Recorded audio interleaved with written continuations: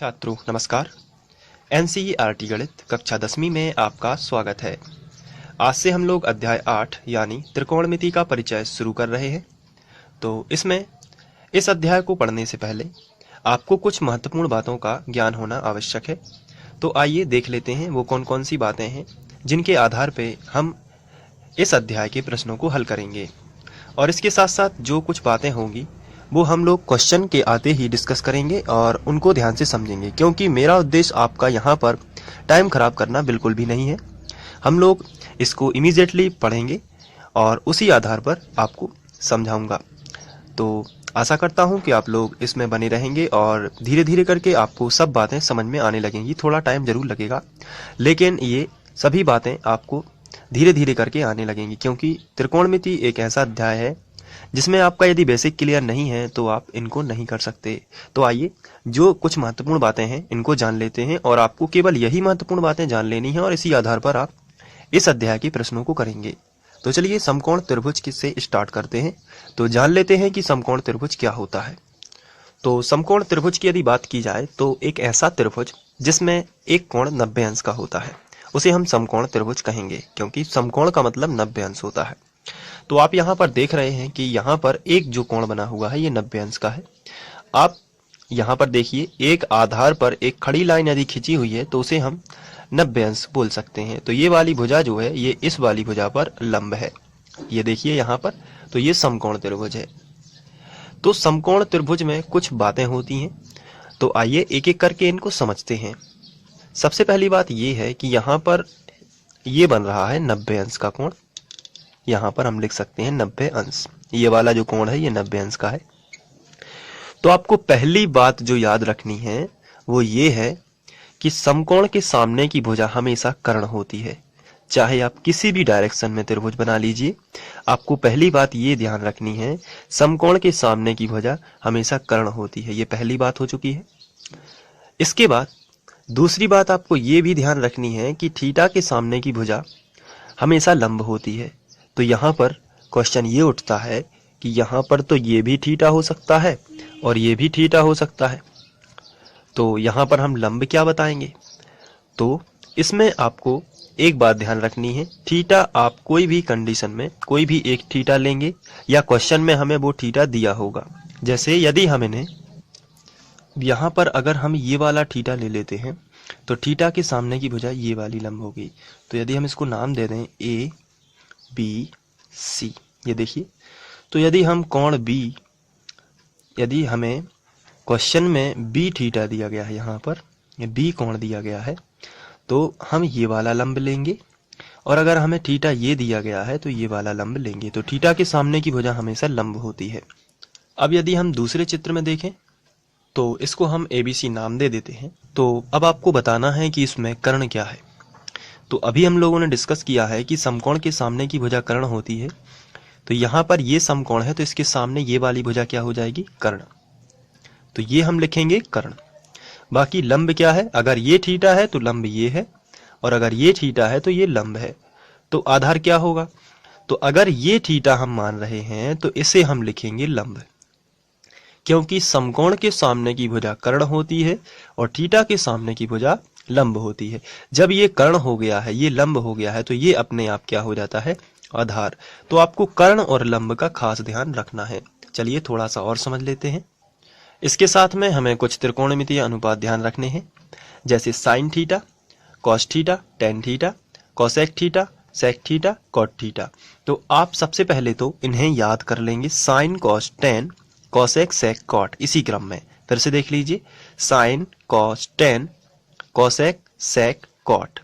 तो अगर आप इनको याद कर लेते हैं तो इनके अलग अलग फॉर्मूले होते हैं, जैसे साइन थीटा बराबर लंब बटे कर्ण, कॉस थीटा बराबर आधार बटे कर्ण, और टेन थीटा बराबर लंब बटे आधार। लेकिन अब आपके दिमाग में ये प्रश्न आ रहा होगा कि हम इनको याद कैसे करेंगे, क्योंकि ये तो बहुत ही कंफ्यूजन वाला खेल है। यहाँ पर लंब कर्ण कहीं पर गलत हो गया तो फॉर्मूला गलत हो जाएगा।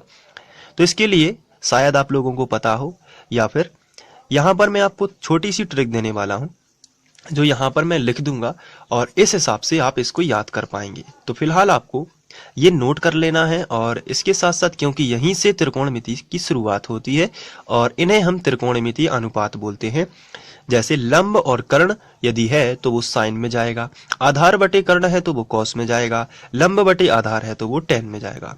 तो आपको बड़े ही आसानी से यदि त्रिकोणमिति सीखनी है तो सबसे पहले आपको इन्हीं को थोड़ा सा ध्यान रख लेना है। Sine cos tan cosec sec cot, sine cos tan cosec sec cot, इसी तरीके से आपको रीडिंग करनी है इनकी थोड़ी सी। लगभग आप 10 मिनट यदि रीडिंग कर लेते हैं तो आप थोड़ा सा इसको आसान बना पाएंगे।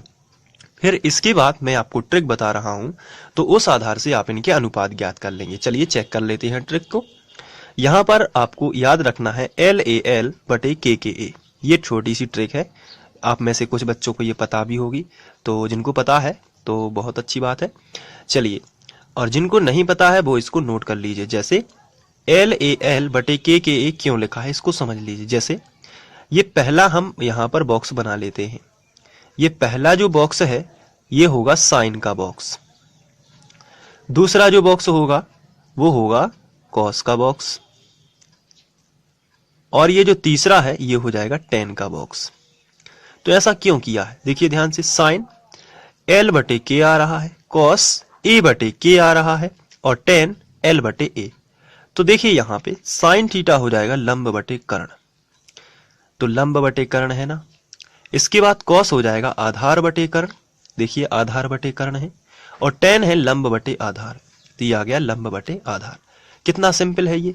तो आप इसको जरा ध्यान रखें, और आपको केवल इसी तरीके से जब भी आप फॉर्मूला लगाएं तो आप इसी फॉर्मूले को लिख लें, LAL बटे KK, LAL बटे KK, इसको भी ध्यान कर लें। तो फिर से देखिए, sine cos tan cosec sec cot, sine cos tan cosec sec cot, sine cos tan cosec sec cot. मैं इसलिए इसको बार बार रीडिंग करा रहा हूं ताकि आपके दिमाग में ये बहुत ही अच्छी तरीके से फिट हो जाए, बिल्कुल दिमाग में आ जाए। क्योंकि आपने यदि त्रिकोणमितीय अनुपात को क्रम से याद कर लिया तो इसके कई फायदे हैं। आप आगे जाके बहुत ही आसानी से इनको सॉल्व भी कर पाएंगे। तो मैं तो यही उम्मीद कर रहा हूं आप लोगों से कि आप इनको बहुत अच्छे से याद कर लेंगे। जैसे sine cos tan cosec sec cot, आप इसको 10 मिनट जरूर दोहराइए, क्योंकि आप यदि इनको दोहरा लेंगे तो जरूर आपके दिमाग में इनका एक पैटर्न बन जाएगा, और यही पैटर्न आपके लिए बेहद ही जरूरी है इन क्वेश्चनों को हल करने में। साथ में आप ये ट्रिक भी लिख लीजिए, LAL बटे KK, इसको भी नहीं भूलना है, क्योंकि अगर ये इधर उधर हो जाता है तो भी आपकी ट्रिक काम नहीं करेगी। तो LAL बटे KK इसको याद करने की छोटी सी एक और है, लाल बटे कक्का, इससे भी आप इसको ध्यान रख सकते हैं, LAL बटे KK। तो मैंने पूरी कोशिश की है आप लोगों को ये बताने की आप किस तरीके से इसको याद कर सकते हैं। चलिए अब थोड़ा सा और ध्यान रख लेते हैं। जैसे पाइथागोरस प्रमेय की बात की जाती है तो आप लोगों ने 9th में भी इसे किया हुआ है। थोड़े से कुछ क्वेश्चन थे जिनमें पाइथागोरस प्रमेय किया था, और यदि आपको नहीं भी पता है तो आप आपसे याद रखिए, पाइथागोरस प्रमेय बहुत ही इंपॉर्टेंट है इस प्रकार के क्वेश्चनों को हल करने में। तो इसको याद करना बेहद ही आसान है। कर्ण का जो वर्ग है, समकोण त्रिभुज में कर्ण का जो वर्ग है उस त्रिभुज की अन्य दो भुजाओं के वर्गों के योग के बराबर होता है, यानी कि लंब और आधार के वर्ग के योग के बराबर होता है। तो कर्ण का वर्ग बराबर लंब का वर्ग धन आधार का वर्ग। चलिए अब बारी है आपकी थोड़ी सी प्रैक्टिस कराने की। तो चलिए प्रैक्टिस सेट में चलते हैं, यानी कि हम लोग एक रफ पेपर में मैं आपको कुछ भी एक त्रिकोणमितीय अनुपात लिखूंगा, आपको बताना है LAL बटे KK से ये किस तरीके से आएगा। चलिए थोड़ी सी प्रैक्टिस कर लेते हैं। अब आपको बताना है साइन थीटा का क्या सूत्र होता है। तो फिर आपको क्या करना है, प्रोसेस पूरी याद रखना है। आपको सबसे पहले रफ में लिख लेना है LAL बटे KKA, इस तरीके से LAL बटे KKA, ये आपने लिख लिया। अब मैंने साइन का पूछा तो आप कहोगे लंब बटे कर्ण, तो यहां पे आप क्या लिख सकते हो, लंब बटे कर्ण, इस तरीके से। यदि मैंने आपसे पूछा होता कॉस का तो आप कहते आधार बटे कर्ण, इस तरीके से, क्योंकि आधार ऊपर A का मतलब आधार और K का मतलब कर्ण, L का मतलब लंब और K का मतलब कर्ण, L का मतलब लंब और A का मतलब आधार। यदि मैंने आपसे tan का पूछा होता तो tan थीटा बराबर होता, क्या आप बता सकते हैं tan थीटा कितना होगा? तो यहां पे देखिए L बटे A, लंब बटे आधार, तो tan का सूत्र होता है लंब बटे आधार। तो इस तरीके से सबसे पहले आप शुरू के 3 त्रिकोणमितीय अनुपात यानी साइन कॉस टेन के त्रिकोणमितीय अनुपात को कर सकते हैं। अब बात की जाती है कोसेक सेक कॉट। तो कोसेक जो है इसको थोड़ा सा आप समझना है, साइन का उल्टा है कोसेक, इसलिए हम यहां पे लिखते हैं कोसेक, और ये है साइन का उल्टा। कहने का मतलब ये है कि यदि यहां पर लंब बटे कर्ण साइन है तो कोसेक होता है उसका उल्टा, यानी कि कर्ण बटे लंब। तो आपको ये एक बहुत ही इंपॉर्टेंट बात है जो आपको ध्यान रखना है। साइन का उल्टा कोसेक, कॉस का उल्टा सेक और टेन का उल्टा कॉट, ये आपको ध्यान रखना है। तो एक बार फिर से देख लीजिए, साइन का उल्टा कोसेक, कॉस का उल्टा सेक और टेन का उल्टा कॉट। चलिए थोड़ा सा इसको और समझ लेते हैं। मैंने लिखा साइन थीटा, तो साइन थीटा का उल्टा क्या होता है? तो आप उल्टे को 1 के बटे में लिख सकते हैं या फिर उसको मैं बाद में बता दूंगा। अभी साइन थीटा, साइन का उल्टा क्या होता है आपको केवल यही ध्यान रखना है। तो बताइए साइन का उल्टा क्या होता है? तो ये होगा कोसेक थीटा। इसके बाद कॉस थीटा का उल्टा सेक थीटा, ये देखिए सेक थीटा। अब लास्ट वाला आपको बताना है, टेन थीटा का क्या होगा? तो टेन का होता है कॉट थीटा। ये देखिए यहां पे टी है तो यहां पे भी टी है, तो टेन और कॉट तो एक दूसरे के उल्टे लग ही रहे हैं। यहां पे भी 3 अक्षर है, 1 2 3 कॉस, तो यहां पे भी 3 अक्षर है, 1 2 3। बाकी बचा है वो उसका उल्टा होगा ही। तो आपको ध्यान रखना है, साइन का उल्टा कोसेक, साइन का उल्टा कोसेक, कॉस का उल्टा सेक और टेन का उल्टा कॉट। तो क्या आप इसको याद कर पाए? थोड़ी सी आपको प्रैक्टिस जरूर करनी पड़ गई है, लेकिन यहां पर यदि आप प्रैक्टिस कर लेते हैं तो बहुत ही आसानी से आप इस पार्ट के जो क्वेश्चन हैं उनको हल कर पाएंगे। चलिए थोड़ी सी और प्रैक्टिस कर लेते हैं। Sine, cos, tan, cosec, sec, cot. Sine cos tan, cosec sec cot. Sine, cos, tan, cosec, sec, cot. तो आपको इस तरीके की एक स्वर बना लेना है और इसको आप दोहराते रहें जब तक आप किसको याद न कर लें। Sine cos tan cosec sec cot, sine cos tan cosec sec cot, sine cos tan cosec sec cot. तो आपको ये बहुत ही अच्छे से याद हो जाना चाहिए और ये भी पता होना चाहिए साइन का उल्टा कोसेक, कॉस का उल्टा सेक और टेन का उल्टा कॉट। साइन का उल्टा कोसेक, कॉस का उल्टा सेक और टेन का उल्टा कॉट। तो आप इस तरीके से यदि दोहराते रहेंगे तो आप जरूर इनको याद कर लेंगे, क्योंकि कुछ बच्चों को तो ये साइन कॉस टेन ही याद नहीं होते, ना इनकी स्पेलिंग लिखते बनती है, तो वो आगे कैसे करेंगे? तो ऐसी स्थिति में आपको क्या करना है, सबसे पहले इन्हें लिख लिख के बोल बोल के कैसे भी दोहरा लेना है और इसके बाद ही आगे का वीडियो देखना है। क्योंकि आप वीडियो देखते रहेंगे और घर पर नहीं पढ़ेंगे तो आपको उतना अच्छा रिजल्ट नहीं मिलेगा। क्योंकि यहाँ पे मेरा उद्देश्य आपको केवल ये बताना नहीं है, ये साथ में आप याद भी करिए और अपने रजिस्टर पर पेन भी चलाइए और उस क्वेश्चन को सॉल्व भी करिए। क्योंकि वीडियोस देखने से तो कुछ नहीं होगा, क्योंकि वो देखोगे आप तुरंत समझ में आ जाएगा, लेकिन रजिस्टर पर जब करोगे तो बनेगा नहीं। इसलिए प्रैक्टिस मेक्स मैन परफेक्ट। जब तक आप प्रैक्टिस नहीं करोगे तो आप परफेक्ट बन ही नहीं सकते। इसलिए sine cos tan cosec sec cot, तो इसी तरीके से दोहराते रहिए, sine cos tan cosec sec cot. तो आप बहुत ही आसानी से याद कर पाएंगे, क्योंकि एक छोटी सी चीज, सिंपल सी चीज भी हमें एग्जाम में परेशान कर देती है। इसलिए आप इसको दोहरा लीजिए। चलिए और थोड़ी सी कुछ बातें और देख लेते हैं क्या रह चुकी हैं। तो यहाँ पर हम लोग अभी व्युत्क्रम की बात कर रहे थे, यानी साइन का उल्टा कोसेक। तो इस तरीके से अब लिखने का तरीका ये है इसका, यदि हम दोनों साइन और कोसेक को बराबर में लिखना चाहें तो हम ऐसा नहीं लिख सकते कि साइन थीटा बराबर सीधा लिख दें हम कोसेक थीटा, ये गलत हो जाएगा। क्योंकि साइन को बराबर नहीं लिख सकते कोसेक, क्योंकि साइन और कोसेक तो एक दूसरे के उल्टे होते हैं। तो हम उल्टे को कैसा लिख सकते हैं, 1 के बटे में। 1 के बटे कहलाता है व्युत्क्रम। तो साइन थीटा व्युत्क्रम होता है 1 बटे कोसेक थीटा। आप समझ गए होंगे कि मैं क्या कहना चाहता हूं। जैसे कॉस थीटा 1 बटे सेक थीटा, टेन थीटा 1 बटे कॉट थीटा। तो जब आप टेन और कॉट को सामने सामने नहीं लिख सकते हो, केवल 1 के बटे में लिख सकते हो, क्योंकि वो बराबर होते हैं लेकिन व्युत्क्रम होते हैं। तो साइन थीटा का उल्टा क्या होता है, कोसेक थीटा।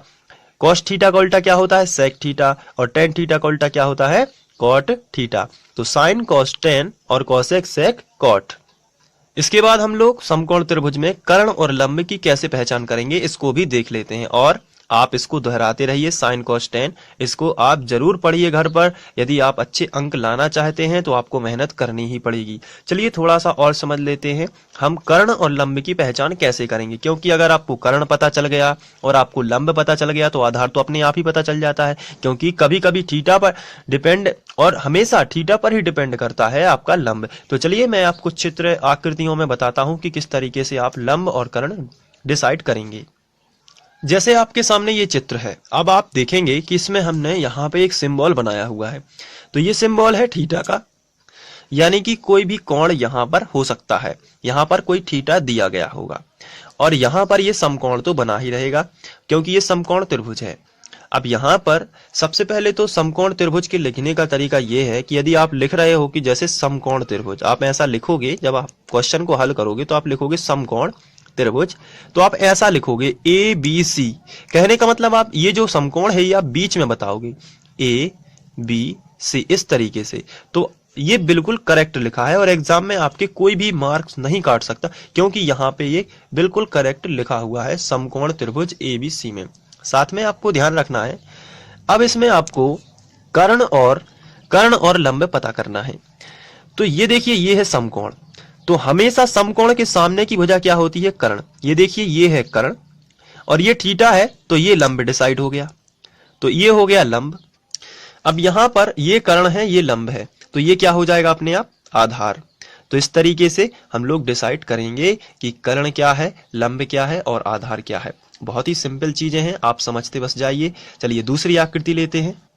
तो इस आकृति में आपको दिख रहा होगा कि समकोण कहां बना है। ये देखिए समकोण, तो ये बी तो समकोण है, तो आपको कर्ण और लंब की पहचान करना है। तो समकोण के सामने की भुजा क्या होती है? कर्ण। तो आप देख रहे हैं कि ये तो हो जाएगी कर्ण, लेकिन इस बार थीटा यहां पे दर्शाया गया है, तो ये इस हिसाब से यदि कोण ए है, थीटा है, तो ये हो जाएगा लंब। तो फिर बचा क्या? ये हो जाएगा आधार। तो यदि हम दोनों चित्रों का कंपैरिजन करें, यहाँ पे देखिए, यदि दोनों चित्रों का यदि कंपैरिजन करते हैं तो आपको पता चलता है कि जहां पर थीटा है वह उसके सामने क्या होता है? लंब। जहां पर थीटा है उसके सामने क्या होता है? लंब। तो थीटा कहीं भी हो सकता है दोनों भुजाओं में, केवल क्योंकि तीसरी भुजा पर तो समकोण रहेगा, तो अब बची है तीसरी जो है, तीसरा कोण तो समकोण रहेगा, तो बचे दोनों कोणों पर कहीं भी थीटा दिया जा सकता है। और कभी कभी तो दोनों को थीटा लेना पड़ता है, तो उसमें अलग अलग कंडीशन में वो लंब चेंज होता रहता है। तो चलिए फिलहाल के लिए इतना ही, और इतने सब में हम लोग क्वेश्चन को कर सकते हैं। तो अब हम लोग प्रश्नावली 8.1 को शुरू कर सकते हैं, त्रिकोणमिति को शुरू कर सकते हैं। तो आशा करता हूं कि आप लोग ये सब दोहरा लेंगे और एक एक बार कर लेंगे, और साइन कोस कोसेक ये सब आप याद कर लेंगे। तो चलिए अब हम लोग आगे बढ़ते हैं और करेंगे प्रश्नावली 8.1 का प्रश्न क्रमांक 1। Thank you. ये छात्रों नमस्कार, एनसीईआरटी गणित कक्षा 10वीं में आपका स्वागत है।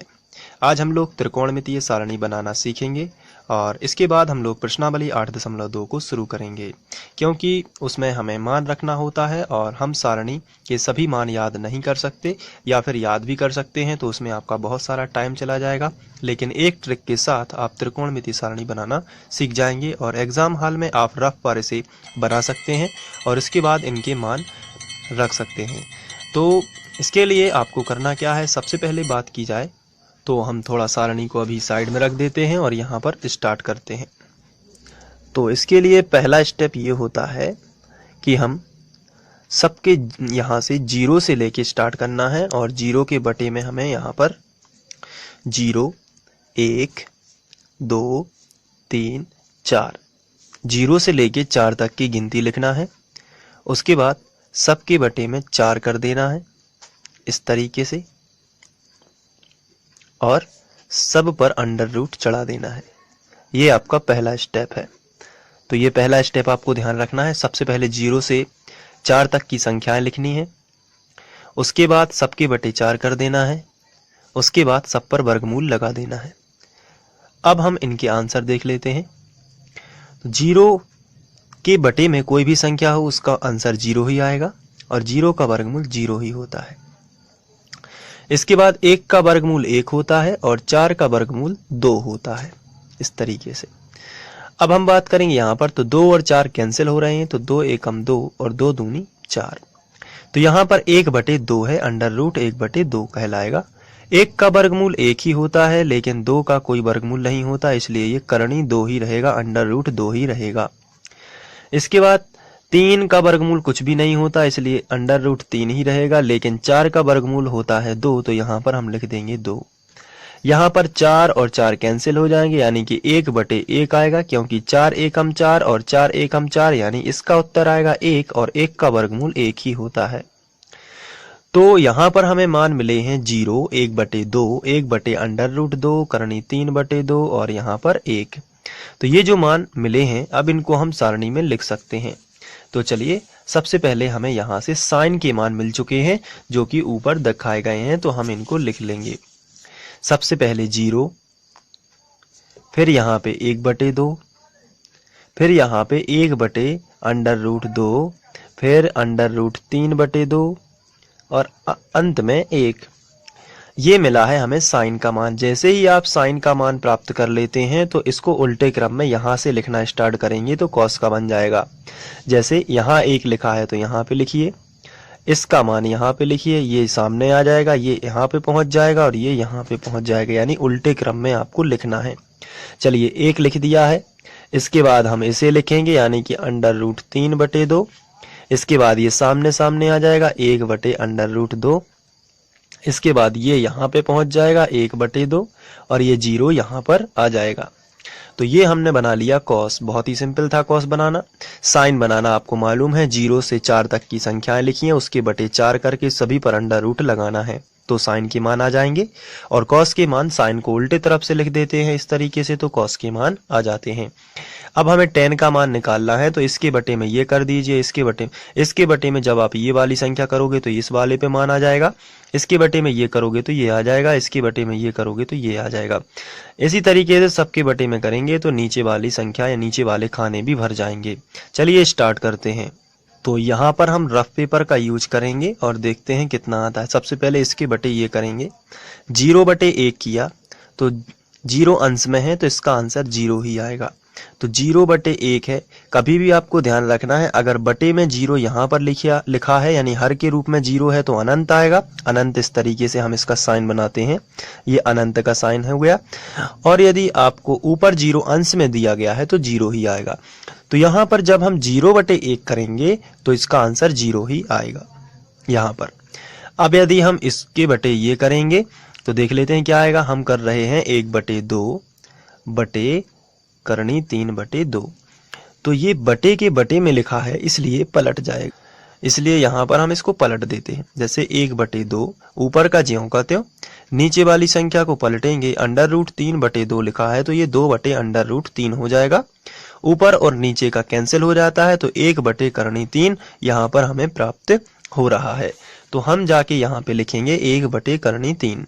तो इसके बटे ये किया तो ये मिला, इसके बटे ये किया तो ये मिला। अब हम बात करेंगे यहाँ पर, अब इसके बटे ये करना है, तो 1/√2 बटे 1/√2, इसके बटे में इसको किया, लेकिन ये फिर बटे के बटे में है तो ये पलट जाएगी, इसलिए ऊपर का भी ज्यों का त्यों लिखेंगे। 1/√2, इसको पलट देंगे तो आ जाएगा √2/1। यहाँ पर ये और ये कैंसिल हो जाएगा, ये और ये, तो बराबर में आएगा 1, क्योंकि 1 गुणित 1 बराबर 1 ही होता है। क्योंकि सब कट चुके हैं तो ऐसी स्थिति में 1 ही बचेगा, तो यहाँ पर हम लिखेंगे 1। अब इसके बटे में ये करना है, तो चलिए स्टार्ट करते हैं। और इसके लिए हमने लिखा सबसे पहले √3/2, और ये बटे के बटे में आएगा, इसलिए इसको पहले से ही पलट देते हैं, ये आ जाएगा 2/1। तो ये पलट गया है, देखिए 1/2 का 2/1 कर दिया है, और 2 और 2 कैंसिल, तो √3/1 मिलेगा। और यहाँ पर 1 जो है उसे हम लिखते नहीं हैं, क्योंकि बटे में 1 माना ही जाता है, तो हम इसको √3 लिख सकते हैं। तो यहाँ पर हम लिखेंगे √3। तो आप समझ रहे हैं कि किस तरीके से tan के मान आ रहे हैं। इसके बटे में ये किया तो ये आया, इसके बटे में ये किया तो ये बन गया। इसी तरीके से सबका अनुपात निकाला और उसको सॉल्व करके हम इस तरीके के मान निकाल रहे हैं। अंत में देख लेते हैं 1 लिखा है 0, तो ये 1/0 लिखा है, तो मैंने अभी आपको बताया था कि जब भी बटे में 0 है तो उसका जो आंसर है वो अनंत ही आता है, तो ये इन्फिनिटी बन जाएगा यहाँ पर। तो हम यहाँ पे लिखेंगे अनंत, ये इस तरीके से। चलिए ये tan के मान आ चुके हैं। अब बात करते हैं कोसेक की। तो इसके पहले हम जान चुके हैं कि साइन का उल्टा कोसेक होता है, कॉस का उल्टा सेक होता है और टेन का उल्टा कॉट होता है। तो कोसेक के सभी मान साइन के उल्टे होंगे, यानी कि साइन का जो भी मान है इन सब को अगर 1 के बटे में कर दिया जाए तो कोसेक बनेगा। आइए देखते हैं किस तरीके से। इसके लिए हम रफ पेपर का यूज कर रहे हैं और यहाँ पर साइन का उल्टा कोसेक होता है, इसलिए हम इन सब मान को 1 के बटे में लिखते हैं। जैसे 1/0, 1/1/2। आप देख रहे हैं 1/0 किया, 1 के बटे में मन से 1 के बटे में 0 किया है, 1 के बटे में 1/2 किया है, 1 के बटे में 1/√2 करेंगे। देखिए सबके ऊपर सभी मान नीचे लिख रहे हैं साइन के, और ऊपर मन से क्या आ गया है 1, क्योंकि कोसेक बना रहे हैं। तो कोसेक साइन आपस में एक दूसरे के अपोजिट होते हैं, यानी कि विपरीत होते हैं, व्युत्क्रम होते हैं। यहाँ पर हमने लिख लिया और इसके बाद 45 1/2 हो गया है। अब इसके बाद इसको भी हम 1 के बटे में लिखेंगे, 1/√3/2, और इसको भी 1 के बटे में लिखेंगे, ये तो 1/1 आ जाएगा। आप देख रहे हैं 0, 1/2, 1/√2, √3/2, ये सब यहाँ पे लिखा है और सभी के ऊपर क्या है 1 लगा दिया गया है। 1 इसलिए लगाया है क्योंकि हम लोग कोसेक बना रहे हैं जो कि साइन का उल्टा होता है। अब इनको सॉल्व करेंगे तो देखते हैं क्या कुछ प्राप्त होता है। 1 के बटे में 0 है, इसका मीनिंग ये है कि जब भी बटे में 0 आता है तो ये अनंत दर्शाता है, मैंने अभी आपको बताया था, तो ये अनंत आ जाएगा। 1 के बटे में 1/2 है तो बटे वाली संख्या पलट जाएगी तो 1/2 का हो जाएगा 2/1, तो ये यहाँ पे पलट के पहुंच जाएगी 2/1 और ये यहाँ से हट जाएगी। 1/2 का क्या हो गया 2/1, तो 2 ऊपर है 1 नीचे है, तो 2 एकम 2 और बटे में 1 माना ही नहीं जाता, तो 2 एकम 2 ही आपको प्राप्त हुआ है। इसी तरीके से अगर इसकी बात करें तो 1/√2 है, ये भी पलट जाएगा तो √2 ऊपर पहुंच जाएगा और 1 जो है वो नीचे आ जाएगा, तो √2 है जो इसको हम लिख सकते हैं। इसके बाद इसकी बात करें तो ये √3/2 1 के बटे में है तो ये भी पलट जाएगा, तो ये हो जाएगा 2/√3, यानी पलट के पहुंच जाएगा 2/√3। अब 1 के बटे में 1 है तो इसका आंसर 1 ही आएगा, क्योंकि ये पलट जाएंगे फिर भी 1 ही रहेगा, तो ये हम मान कोसेक के लिख सकते हैं। पहले नंबर पर आया है अनंत, दूसरे नंबर पर मिला है 2, तीसरे नंबर पर मिला है √2 और यहाँ पर चौथे नंबर पर हमें प्राप्त हो रहा है 2/3 और यहाँ पर बात की जाए लास्ट में हमें प्राप्त हो रहा है 1। आप देख सकते हैं, तो हमने जाके यहाँ पे लिख दिया 1। तो ये हमने sign, cos, tan, cosec, sec, cot बनाना है जिनमें से कोसेक तक पहुंच चुके हैं। अब बात करेंगे सेक थीटा की। तो सेक होता है कॉस का उल्टा। तो इसके लिए हमने एक बार फिर से रफ पेपर का यूज किया और इसको समझने की कोशिश की। तो यहाँ पे देखिए कॉस के मान सभी लिखे हुए हैं, सबको हम 1 के बटे में कर देते हैं। तो हमने मन से पहले 1/1 कर लिया इस तरीके से। अब इनके बटे में हम कॉस के सभी मान लिख देते हैं, जैसे 1, फिर √3/2, फिर 1/√2, ये देखिए, फिर 1/2 और फिर 0। अब हमने ये लिख लिया है। अब इसको ध्यान से देखना, 1/1 क्या आएगा 1 ही आएगा, ये 1 के बटे में है तो ये पलट जाएगा, करनी 3/2 का हो गया 2/3, ये भी पलट जाएगा, 1/2 का हो गया करनी 2/1। अब बटे में 1 लिखा नहीं जाता इसलिए करनी 2 ही रहेगा। 1/2 का हो गया 2/1, लेकिन बटे में 1 लिखा नहीं जाता तो 2 ही हो जाएगा। 1/0, जब भी 0 बटे में हो तो ये अनंत हो जाता है, और ऊपर हो यदि 0 तो क्या होता है 0 ही होता है, लेकिन नीचे 0 है तो क्या होगा अनंत। ये मान हो चुके हैं सेक के। सभी मान लिख लेते हैं, 1, 2/√3, √2, 2 और अनंत। इस तरीके से आप चाहें तो इस तरीके से यहां से भी स्टार्ट कर सकते हैं लिखना, ये पूरा बन जाता है। चलिए अब बात करते हैं कॉट की। तो कॉट जो है वो किसका अपोजिट होता है आप सभी जानते हैं, टेन का अपोजिट होता है। तो आइए हम इसको रफ में समझ लेते हैं। सभी टेन के मानों को 1 के बटे में लिखिए, तो 1/1/1 हमने पहले से ही कर लिया, ये देखिए। अब हमने 10 के मान रखना है यहाँ पे, तो 0, 1/3, 1/3 और ये हो गया अनंत। तो यहाँ पे यदि बात की जाए तो 1/0, यहाँ पे बटे में 0 है इसलिए ये फिर से अनंत हो जाएगा। 1/1/3 है तो ये पलट के करनी 3/1 हो जाएगा, लेकिन बटे में 1 लिखा नहीं जाता 1/1 का उत्तर 1 ही आएगा। करनी 1/3 को अगर 1 के बटे में लिखा है तो 1/3 ही लिखा है ये, तो ये 1/3 ही रहेगा। और 1 अनंत है तो 1/, इसका मतलब हम कर सकते हैं यहाँ पर 0, क्योंकि हम जानते हैं कि यदि हम बात करें यहाँ की तो 1/0 जो है वो अनंत बताता है, तो अगर अनंत यहाँ पे आ जाएगा तो 0 वहां पे पहुंच जाएगा, तो 1/अनंत जो है वो 0 को दर्शाता है। तो यहाँ पर हम बात करें तो 1/अनंत क्या बनेगा 0। तो कॉट के सभी मान हम यहाँ पर लिख लेते हैं जो कि आए हैं अनंत, √3, 1 और 1/√3 और ये 0। तो ये है आवर्त सारणी त्रिकोणमिति जो है वो किस तरीके से हम इसको बना सकते हैं।